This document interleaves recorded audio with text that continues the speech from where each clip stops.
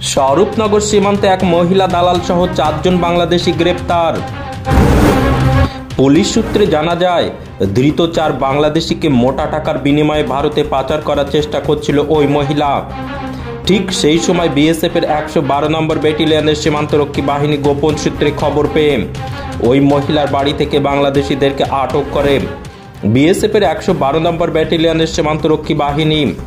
সেই সাথে সাথে ওই বাংলাদেশিদেরকে বাংলাদেশ থেকে ভারতে পাচার করার অভিযোগে সালমা খাতুন নামে ওই মহিলাকে আটক করে বিএসএফের 112 নম্বর ব্যাটালিয়নের সীমান্তরক্ষী বাহিনী তারালি সীমান্তের জওয়ানেরা।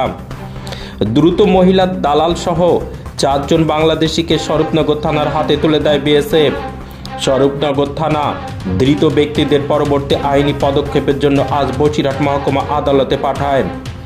ধৃত বাংলাদেশিরা হলেন শামিমা খাতুন, বাড়ি বাংলাদেশের ফরিদপুরে; ইমান কৃষ্ণ ঢালি, বাড়ি বাংলাদেশের খুলনা জেলায়; সাদিয়া ইয়াসমিন আক্তার, বাড়ি বাংলাদেশের নারায়ণগঞ্জ; শিরিন আক্তার, বাড়ি বাংলাদেশের ফরিদপুর জেলায়।